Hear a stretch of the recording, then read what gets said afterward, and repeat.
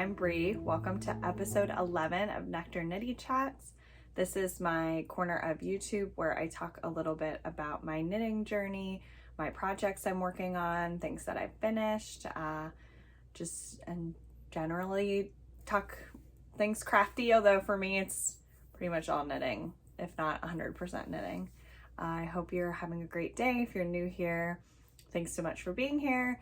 If you have been around for a while, I appreciate you coming back. I am just completely overwhelmed from the response from my 10th episode. I had so many wonderful comments and so many new subscribers. So thank you guys all so much for joining me here. It was so lovely reading everybody's comments and felt really supported and feel like everybody had such wonderful things to say. I did end up getting barber cords. Thank you, everybody. I ordered some off of Amazon almost immediately after filming my episode. And I have not used them yet because I haven't needed them yet since I'm primarily working on a cardigan. But thank you, everybody, for all the different suggestions. I just ordered a big spool off of Amazon, and so I'm gonna cut them down, although I did see there were a lot of options on Etsy. And then I did end up balancing out my Amazon purchase by visiting a local yarn shop and buying some gifts for friends. Not for myself, otherwise I would show them. So thank you guys so much. Today's episode, I don't have any finished objects again because I've just been really monogamously knitting on my cardigan, but I thought I would talk a little bit about some other stuff, which I'll go into at the end. But yeah, thanks so much for being here. Welcome to episode 11. You might have noticed I'm in a different place. I'm off today because it's election day in the US. I voted early, so I have today off since I work at a school, and my partner does not have today off, and so he is working in our living room because we live in a small one-bedroom apartment, and so I am now doing this from our bedroom. I'm using our one window to get some light. I actually kind of like the lighting, but I wish I could show you my setup. I have about 1 million books stacked up to get the camera to the right height so that you guys aren't just like looking directly up my nose. But anyway, thanks for being here. I hope you have something warm. I have my afternoon cup of coffee. I hope you have some knitting or some crocheting or maybe weaving, needlepoint, embroidery. Any and all crafts are welcome, or just tuning in. So I guess I'll get going. So because of the response to my shifty sweater, I decided I would wear my shifty, my NightShift shawl today, which is originally what inspired me knitting the shifty sweater. So I did this for a knit along with Southpaw Woolery, and this was the first pattern that made me really want to knit the shifty sweater. So this is the shawl, the NightShift shawl. There's also a cowl, and Andrea Mowry also recently released a cardigan that has a similar mosaic style knitting. I can't remember the name of it, but I will put it in the chat and pop a picture here. So here's my NightShift shawl. So I made this, like I said, for a knit along with Malabrigo Rios, and I wrote on all the colors. So I used this beautiful green is called Pines. This vibrant orange is Glazed Carrot. This white is called Natural. This burgundy is Cumparsita. And then we've got Sunset here, which is this yellow color. And then my variegated choice in here is Diana, which is one of my favorite colorways of all time for Malabrigo. I think it just is very autumnal and it's beautiful. So like I said, it's Malabrigo Rios. The actual pattern calls for spin cycle and is a DK weight. I forget if it's they're dyed in the wool or I don't know all the different names. And thank you everybody for all the different suggestions of spin cycle adjacent yarns. I actually do have some, I'll give them a plug. I should have brought this skein with me. Maybe I think I showed it for my Maryland sheep and wool acquisitions. So we have Feederbrook Farms in Maryland. You can actually visit the farm, so I really want to visit. So maybe I'll do a little episode there or something if they allow.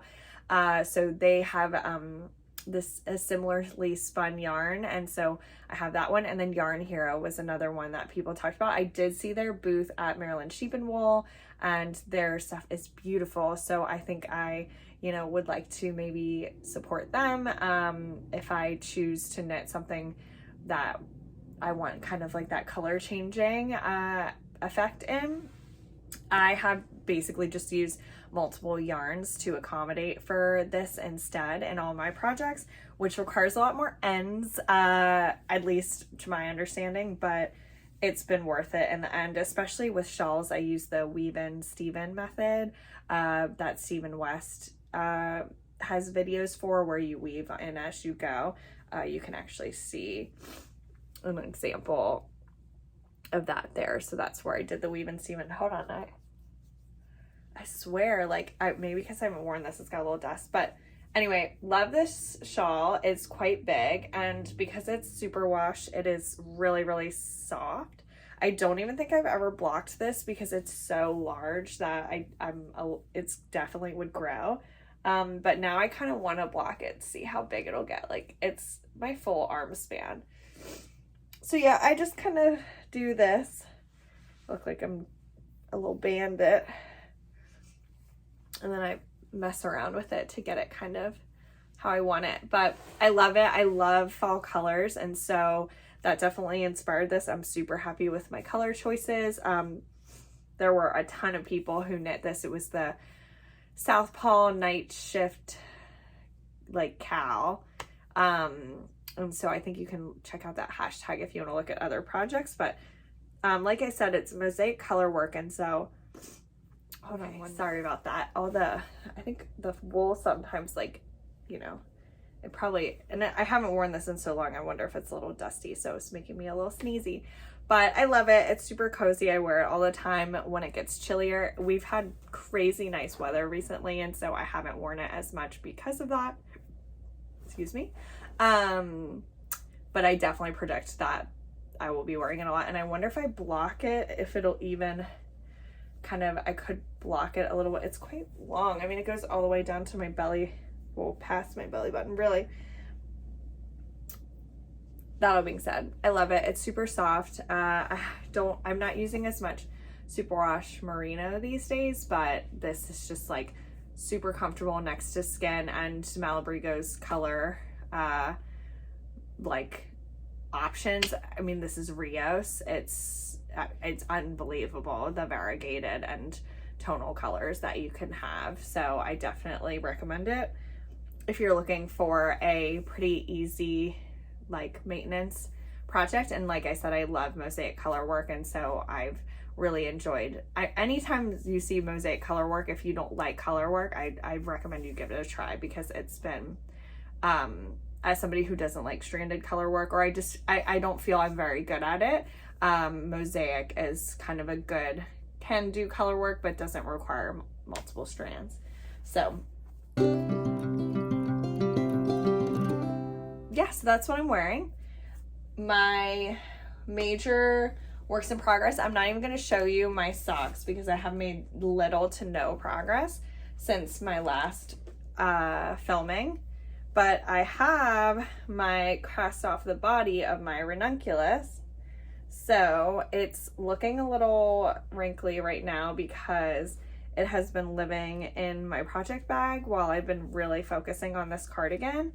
I pretty much started this sweater while I was waiting for my cardigan to dry, and it moves so fast. So I did the ribbing, I cast off. I didn't use tubular, I used just a stretchy cast off. I am happy with the stretch for sure, but it just doesn't look as neat as tubular. That being said, I wanted the stretch because I'm making this for my mom, and my mom has hips from her years of bearing children, and so I wanted to give her some stretch.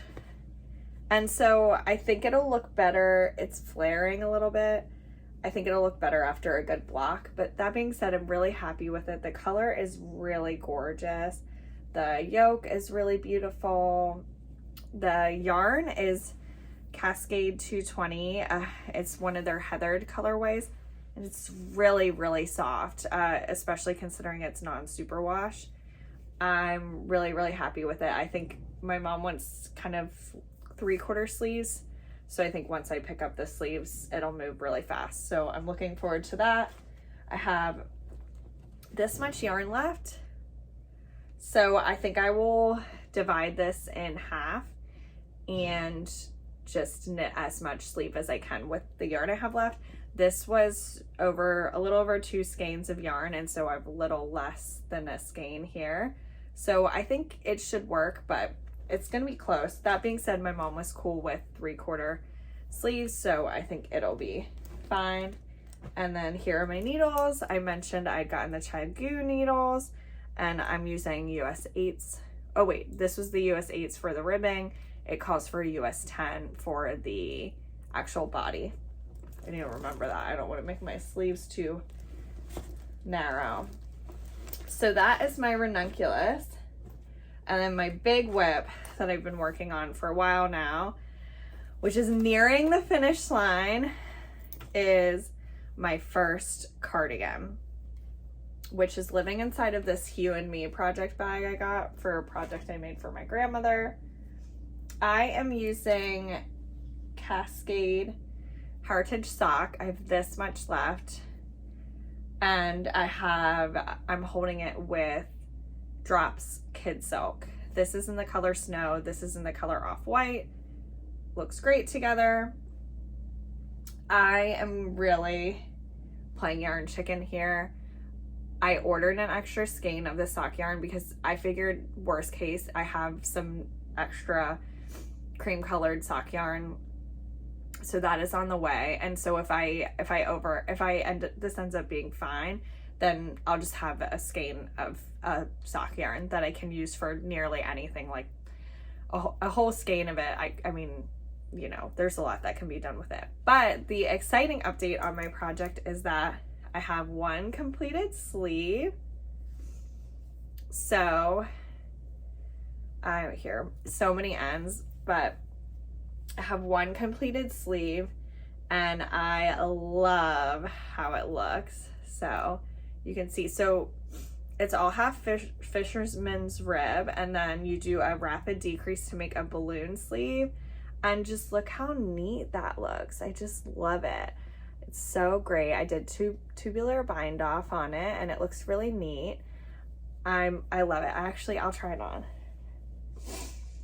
So, and then I'm working on the second sleeve, as you can see here. It doesn't look like I've made a lot of progress, but trust me, it is. It's just half fisherman's rib. It takes a long time. So here is how it's looking right now. So you can see my sleeve is a little short, but this will block, and I think it'll be the perfect length. Like, I pretty much just want it to hit my, just here basically. And so, and this will grow, I know for sure. So I'm really happy with this being the finished length as of right now, because I just need a couple inches, and I think it's gonna be great. I mean, honestly, even if it were this length, I would probably be happy, because then it's just kind of like good. Well, no, I want it to be a little longer, and it will be, because I've done half fisherman's rib before, and it grows quite a bit because it's a really squishy fabric. I made one mistake here, which I tinked back and fixed, but it's, I think because I just kept trying to fix, it looks pretty, it just doesn't look great right now. I believe after a good block, it will look better. I don't know if it'll look perfect, but I think it will definitely look better. So I'm looking forward to that. And it's just so fuzzy and warm, and I think it's gonna fit really nice. So I don't have buttons yet, but where's the top buttonhole? Right here. So I think that's gonna look really nice. And then here is where the second sleeve is. So as you can see, long ways to go. But it's coming along. I'm really enjoying knitting the sleeve. It's like, you kind of have to think about it, kind of intuitive. Hold on 1 minute. This mohair, man, it gets to me. You kind of have to think about it. You kind of don't have to think about it, but I am just really enjoying it, and it's so squishy, and I love the fabric, and I think this sweater is going to come out really, really good. So I'm really looking forward to that. So that's kind of where my projects are at this point. Wonder, should I try wearing this like a little there? Because it's actually not that, well, today it's a little chilly, but it hasn't been that chilly recently. Oh, I kind of like how that looks. Ooh. So it hasn't been that chilly recently, and so I haven't been wearing shawls as much, but today it's pretty brisk out, and so, you know, I'm gonna start wearing them around more. So that's basically all my projects and everything at this point. And so I wanted to do something a little different this time because I was excited to get back on and film, but I knew I didn't have a lot of finished objects. Like I've shared before, I'm a monogamous knitter, and so I'm not like gonna be the other podcast where it's like I have this WIP and this WIP and this WIP and this WIP. Right now I have 3, and that's a lot for me, and I don't want to pick up any more for the sake of having content. I feel pretty strongly that knitting is, for me, it's my craft, and so I don't want to take on more projects and then become stressed out because I haven't done them. I mean, what's the fun in that? And so for me, I just like working on one project pretty specifically, finishing it, picking up a new project, finishing it, deciding on a new project, finishing it. That's kind of how I roll. And so, yeah. Anyway, so because I don't have anything else really to show that I'm currently working on, I thought it would be fun to take a look back at some of my first projects.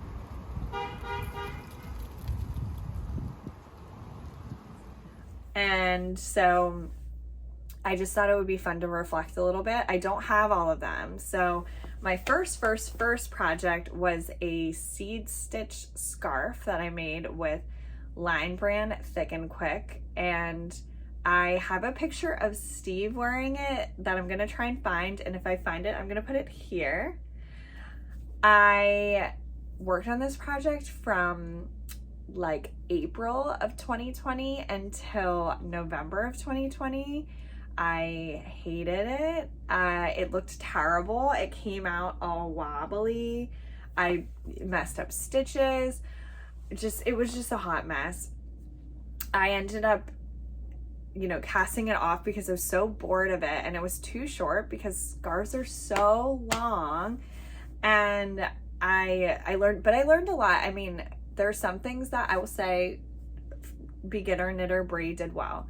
The fact that I picked seed stitch was great because it meant I got to really practice my knits and purls and have to learn how to identify a knit and a purl, which now I can so easily identify a knit stitch versus a purl stitch. But in the beginning, I really could not tell the difference. And so I think that was really good that I learned how to do that. I had to learn how to join yarns because I used multiple skeins.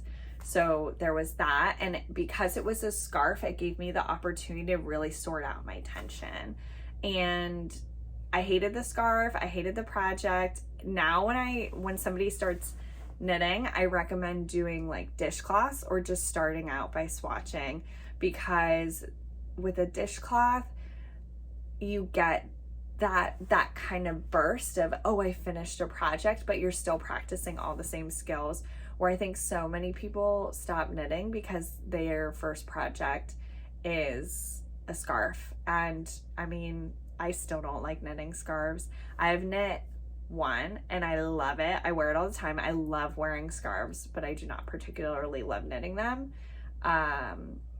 And I do not predict that my future will be filled with knitting scarves. Shawls are kind of a happy medium. There's some interesting things going on in them, and so it doesn't feel like I'm just knitting a straight line forever. But yeah, they're tough. I mean, scarves I think are over 6 feet long because you really want them to wrap around. So I think that definitely makes it a tough first project, but I did it. I do not have the project anymore because I completely unraveled it and I reused that yarn for a blanket, a hat, all kinds of stuff. So it now lives in many other projects that I couldn't even identify.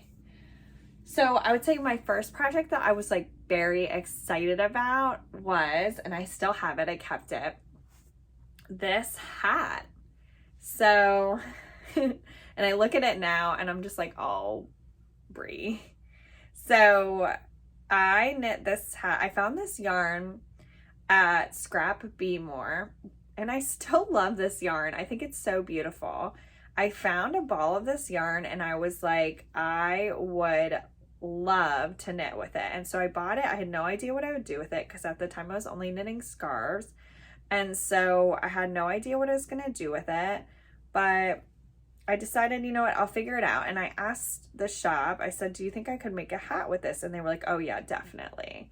And so I ended up making 2 hats out of it. One for my sister. I'll post a picture of her wearing it here. And then one for myself. I gave her the nicer looking one. So I knit this hat flat and then sewed it up. I can show you the seam. And I used a sheep and stitch. Here's the seam on the inside. Oh, so messy. I used a sheep and stitch tutorial. And it's just, I'll link it below, but it was like how to knit a hat on flat needles. And so I knit it on flat needles. And, you know, again, I learned some stuff from it, right? So I learned how to make ribbing. I learned how to do decreases. Like there are decreases here, which honestly, they look fine. You know, I had to practice alternating knits and purls. I had to learn how to seam, which that's a whole other thing. I have this adorable bunch of purl bumps right here because apparently I don't know. Oh, there's a hole right there. Look at that. Huh. Oops. I wonder why that happened. Probably just oh, it looks like it's because of the decrease line. Oh well. That being said, I probably will never tank this because I think that it shows how far I've come. And again, that being said, I mean, I have my hair done right now. It really doesn't look terrible. So, considering this is one of my first, I mean, this was truly my first hat.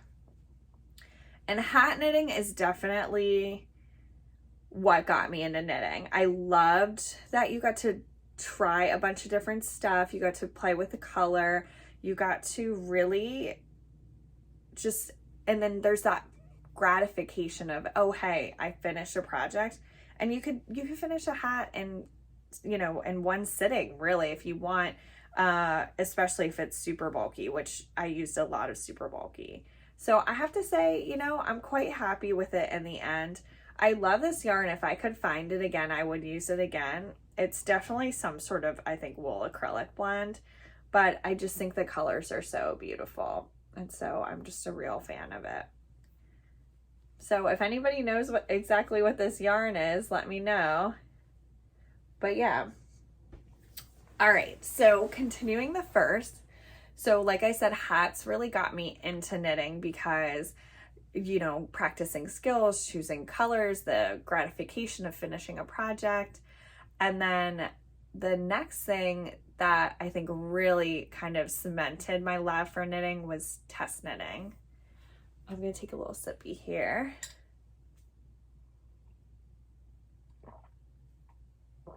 So when I started out on knitting Instagram, I followed some designers who I really liked and kind of inspired me. And one of the ones I got really excited about was Rosie Posey Design Co. because she also lives in Maryland. And she has a lot of amazing hats and mittens and cowl patterns. And she has a sock pattern. And she is known for creating the Find Your Way series, which is a mosaic colorwork chevron pattern that I love. I've knit many of these hats for friends, for family, for Steve, he has one. And so I knit the hat and I had posted on Instagram, and she so kindly, like she would, anytime I posted, she'd be like, thanks for sharing. She would like reshare. And in my early days of Instagram, I remember being like, oh my gosh, like so excited. And she was the one who kind of encouraged me to try Malabrigo and play with different colors. And she always was super helpful and really, really lovely. Her name is Mandy, but her handle is Rosie Posey Design Co. And I posted a picture of a hat of hers that I had made. And she said, I'm actually designing a cowl in the stitch pattern. Like, would you want to test it? And I was like, oh, I've never tested before. I really don't know if I'm equipped for it. And she was like, don't worry, I'm happy to help. And so I joined her testing group, and it was such an amazing experience. I met all these amazing people who I still talk to on Instagram now. And I just really fell in love with test knitting. So if you are not familiar with test knitting, a designer, before they launch a pattern, will send it out to knitters like myself, and I'm assuming many of you, to test it out. Are the stitch counts correct? Does your yardage end up about the same? How's the fit? What yarn did you use? And it's a great way for designers to basically see, you know, is this pattern going to be successful? Where are the pitfalls? Where are the questions a knitter might have? And it helps the designer proactively address any issues that might come later. So like if there's a question I have, I'm going to ask the designer, because sure enough, if I have it, somebody else is probably going to have it too.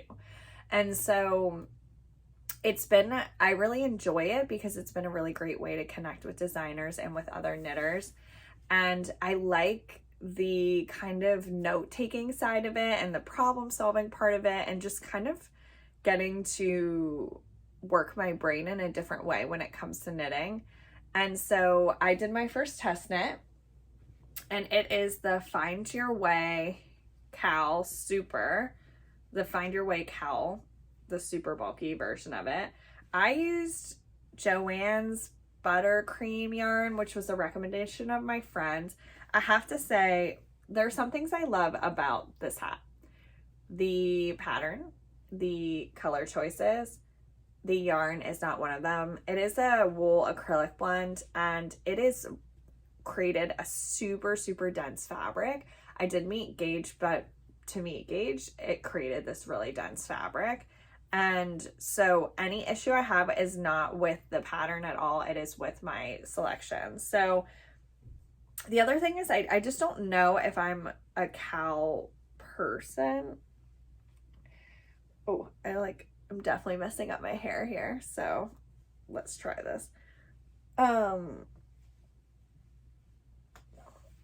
So it's like, I just don't love feeling like a little turtle basically, but I mean, it's effective for sure. It's very warm. And so that was my first test knit.